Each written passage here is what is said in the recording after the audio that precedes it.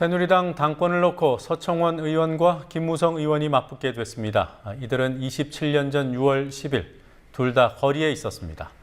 둘은 60항쟁의 구심점 중 하나였던 민추협에 소속돼 있었습니다. 반면 이들과 함께 현 정부 실세그룹을 형성하고 있는 김기춘 실장, 이완구 원내대표, 윤상현 사무총장 등은 좋은 세월을 그 당시에 보내고 있었습니다. 박근혜 정권 실세들의 27년 전 모습을 장부경 PD가 전해드립니다. 27년 전 오늘 1987년 6월 10일로 돌아가 보겠습니다. 총리가 물러나도 국정원장이 물러나도 여전히 자리를 지키고 있는 김기춘 비서실장입니다. 50 공안검사로 출세가도를 달린 끝에 TK 검찰 요직 중 하나였던 대구 고검장에까지 올랐던 김기춘 실장은 1987년 6월 8일 법무연수원장으로 자리를 옮깁니다. 당시 언론은 좌천이라고 보도했지만 김기춘 실장은 법무연수원에서 정치 혼란기를 넘긴 뒤 이듬해 12월 검찰총장이 됩니다. 청와대에 김기춘이 있다면 여당에는 서청원이 있습니다. 지금은 친박좌장으로 박근혜 대통령 사람으로 분류됐지만 27년 전 60항쟁 당시 야권의 중심추였던 민주화 추진협의회에서 왕성한 활동을 벌였습니다. 60항쟁 1년 전에는 부천 성공문 사건을 폭로해 수감되기도 했고 1987년 당시엔 민추협 민주통신주간이라는 직책을 맡고 있었습니다.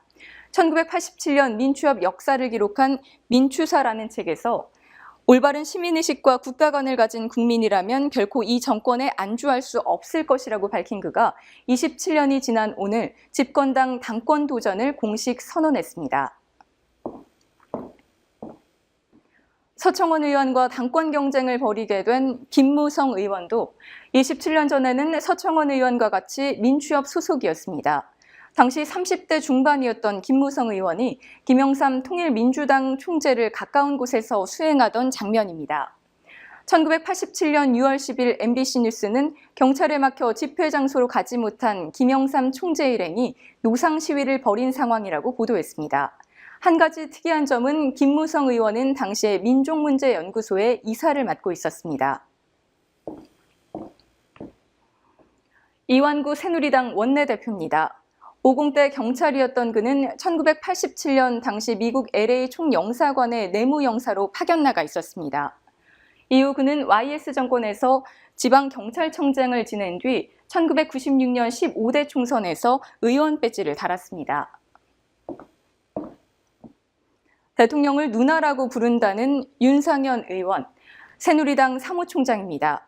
그는 1985년 청와대에서 전두환 당시 대통령의 딸 효선 씨와 결혼을 합니다. 결혼 직후에는 미국으로 건너가 대통령의 사위로 유학 생활을 했습니다. 그의 이력을 보면 이때 유학이 1987년 5월에 끝난 것으로 돼 있지만 바로 귀국했는지는 불분명합니다. 다만 1988년 11월 백담사에 칩거 중이던 장인을 방문했을 때 사진이 찍힌 적이 있습니다.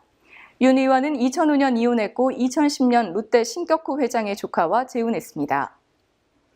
이들에게 실세의 권력을 나눠준 박근혜 대통령은 27년 전 뭘 하고 있었을까요?